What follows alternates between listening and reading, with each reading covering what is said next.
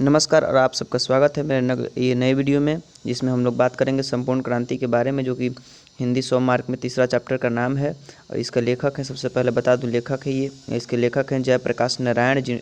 इन्होंने भाषण दिया था पटना में दिया था 1974 में। सबसे पहली बात याद रखें कि संपूर्ण क्रांति के लेखक कौन है, तो जयप्रकाश नारायण। और ये है क्या, तो ये भाषण है। संपूर्ण क्रांति क्या है, भाषण है।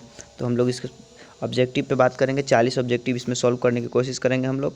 चलिए, सबसे पहला ऑब्जेक्टिव है हम लोगों का, जयप्रकाश नारायण के बचपन का नाम क्या था। 2020 में पूछा जा चुका है ये, तो इसका राइट आंसर हो जाएगा बाउल। याद रखिएगा, जयप्रकाश नारायण का बचपन का नाम था बाउल।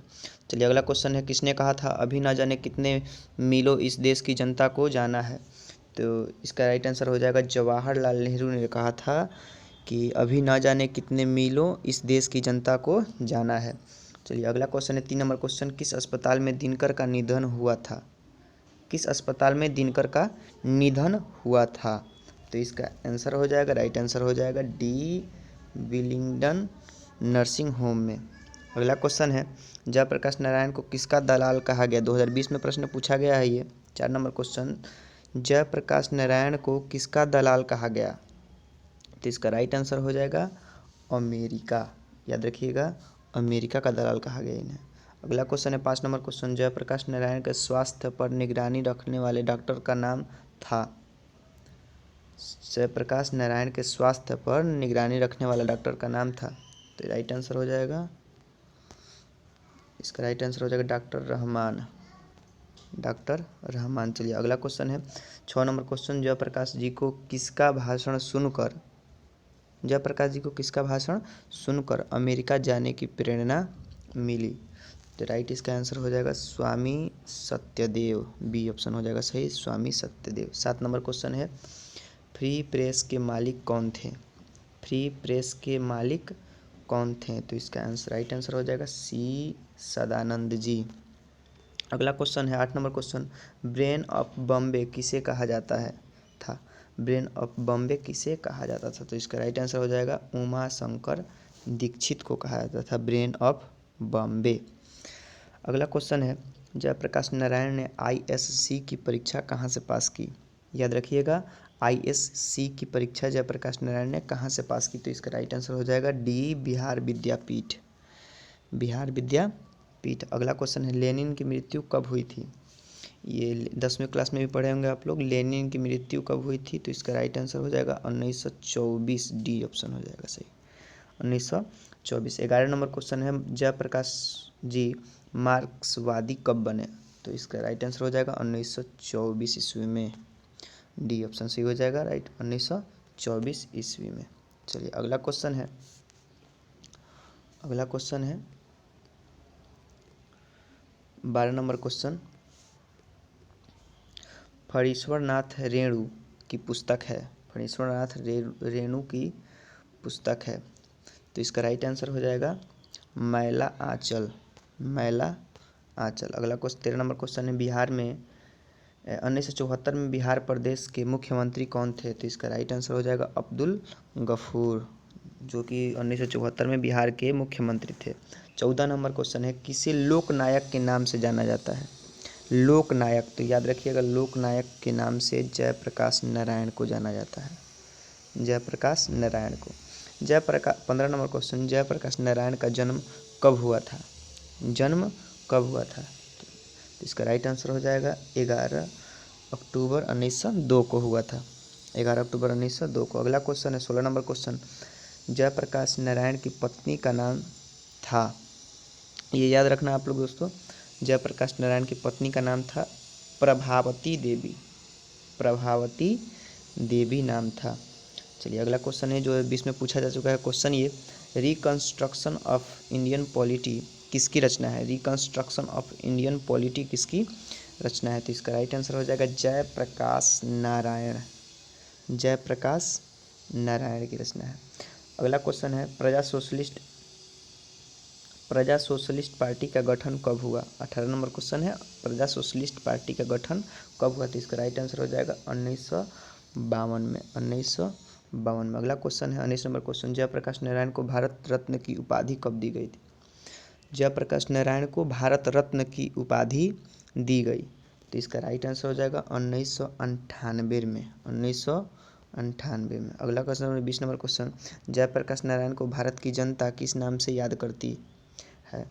तो मैंने आप लोगों को बताया था लोकनायक, सी नंबर सी हो जाएगा, लोकनायक के नाम से जयप्रकाश को याद किया जाता है। अगला 21 नंबर क्वेश्चन है, जयप्रकाश नारायण ने संपूर्ण क्रांति वाला ऐतिहासिक भाषण कहाँ और कब दिया था? कहाँ और कब दिया था? तो इसका राइट आंसर हो जाएगा इलाहाबाद में 5 जून 1900 इसका राइट आंसर होगा डी, पटना में 5 जून 1974 को, पटना में 5 जून 1974 को संपूर्ण क्रांति वाला ऐतिहासिक भाषण दिया था जयप्रकाश नारायण ने। अगला क्वेश्चन है, फिर से वही क्वेश्चन दोहरा दिया है, जयप्रकाश नारायण के बचपन का नाम क्या नाम था? तो इसका राइट आंसर हो जाएगा बाउल, बाउल इनका नाम था। चलिए अगला क्वेश्चन है, जयप्रकाश नारायण ने 23 नंबर क्वेश्चन, जयप्रकाश नारायण ने किस साल छात्र आंदोलन का नेतृत्व किया? 2020 में प्रश्न पूछा जा चुका है। तो इसका राइट आंसर हो जाएगा 1974, 1974। 24 नंबर क्वेश्चन है, जयप्रकाश नारायण के पिताजी का नाम क्या था? पिताजी का क्या नाम था? तो इसका राइट आंसर हो जाएगा हर्षु दयाल, हर्षु दयाल जयप्रकाश नारायण के पिता का नाम था। अगला क्वेश्चन है 25 नंबर क्वेश्चन, जयप्रकाश नारायण रचित पाठ का नाम क्या है? जयप्रकाश नारायण रचित पाठ का नाम इस मतलब बताना है क्या है? तो इसका डायरेक्ट दिख रहा है संपूर्ण क्रांति, संपूर्ण क्रांति। चलिए संपूर्ण क्रांति क्या है? तो मैंने शुरुआत में ही बताया था, संपूर्ण क्रांति एक भाषण है, भाषण है। अगला क्वेश्चन 2019 में पूछा जा चुका है। 27 नंबर क्वेश्चन, संपूर्ण क्रांति किसकी रचना है? तो इतना आसान सा है, जयप्रकाश नारायण का लिखा हुआ संपूर्ण क्रांति। 2019 में प्रश्न पूछा जा चुका था ये। 28 नंबर क्वेश्चन है, संपूर्ण क्रांति पाठ में दिया गया भाषण किसका है? संपूर्ण क्रांति पाठ में दिया गया भाषण किसका है? तो जयप्रकाश नारायण का है, जयप्रकाश नारायण। ये 2019 में प्रश्न पूछा गया है। 29 नंबर क्वेश्चन, जयप्रकाश नारायण का जन्म कहाँ हुआ था? तो इसका राइट आंसर हो जाएगा सिताब दियारा में हुआ था। जयप्रकाश नारायण का जन्म कहाँ हुआ था? तो याद रखिएगा सिताब दियारा। चलिए सिताब दियारा में हुआ था। हम लोग 30 नंबर क्वेश्चन पढ़ते हैं। 30 नंबर क्वेश्चन है, 1974 में छात्र आंदोलन का नेतृत्व किसने किया? तो इसका राइट आंसर हो जाएगा, आप लोग बता सकते हैं राइट आंसर इसका क्या होगा? जयप्रकाश नारायण ने 1974 में छात्र आंदोलन का नेतृत्व किया था। अगला क्वेश्चन है 31 नंबर क्वेश्चन, संपूर्ण क्रांति की शुरुआत कब हुई थी? संपूर्ण क्रांति की शुरुआत कब हुई थी? तो 1974 में छात्र आंदोलन के दौरान। अगला क्वेश्चन है, जयप्रकाश नारायण को समाज सेवा के लिए किस पुरस्कार से सम्मानित किया गया? तो इसका राइट आंसर हो जाएगा मैग्सेसे सम्मान, मैग्सेसे सम्मान से सम्मानित किया गया था। अगला question 33 number question, Jayaprakash Narayan Madras में अपने किस मित्र के साथ रुके थे? किस मित्र के साथ रुके थे? तो इसका राइट आंसर हो जाएगा ईश्वर अय्यर, ईश्वर अय्यर के साथ रुके थे। अगला क्वेश्चन है 34 नंबर क्वेश्चन, जयप्रकाश नारायण के अनुसार देश का भविष्य किसके हाथों में है? किसके हाथों में है? तो वो नई पीढ़ी को मानते थे कि देश का भविष्य नई पीढ़ी के हाथों में। तो इसका राइट आंसर बी हो जाएगा, नई पीढ़ी के। 35 नंबर क्वेश्चन है, दिनकर जी को किसके घर पर दिल का दौरा पड़ा? दिनकर जी को किसके घर पर दिल का दौरा पड़ा था? तो इस ऑप्शन देख लीजिए, इसका राइट आंसर मैं बता देता हूँ, ईश्वर रामनाथ जी गोयनका के घर दिनकर जी को दिल का दौरा पड़ा था, रामनाथ जी गोयनका के। चलिए 36 नंबर का क्वेश्चन है, संपूर्ण क्रांति का नारा किसने दिया था? तो इसका राइट आंसर तो दिख ही रहा है, जयप्रकाश नारायण ने संपूर्ण क्रांति का नारा दिया था। 37 नंबर क्वेश्चन है, जयप्रकाश नारायण ने बिहार विद्यापीठ में कौन सी परीक्षा दी? जयप्रकाश नारायण ने बिहार विद्यापीठ में कौन सी परीक्षा दी? इसका राइट आंसर हो जाएगा ISC की परीक्षा। चलिए अगला क्वेश्चन है 38 नंबर क्वेश्चन, पुलिस के बड़े उच्चाधिकारी ने किसके मुंह से सुना था कि जयप्रकाश नारायण नहीं होते तो बिहार जल गया होता? तो बिहार जल गया होता। इसका राइट आंसर हो जाएगा दीक्षित जी के मुंह से सुने थे। 39 नंबर क्वेश्चन, जयप्रकाश नारायण किस मित्रता को ठोस मानते थे? इम्पोर्टेंट क्वेश्चन है। तो इसका राइट आंसर हो जाएगा अंडरग्राउंड जमाने की मित्रता को मानते थे। 40 नंबर क्वेश्चन है और आखिरी क्वेश्चन ही ये, जयप्रकाश नारायण किसको भाई कहते थे? तो इसका राइट आंसर हो जाएगा जवाहरलाल नेहरू। तो हम लोग लगातार इसको पूरा ऑब्जेक्टिव बना लिए हैं। अब मैं बता दूं आप लोगों को लगातार वीडियो मिलता रहेगा आप लोगों को। आज 2 तारीख है और इस महीने में हम लोग हिंदी को पूरा ख़त्म कर देंगे ऑब्जेक्टिव के साथ।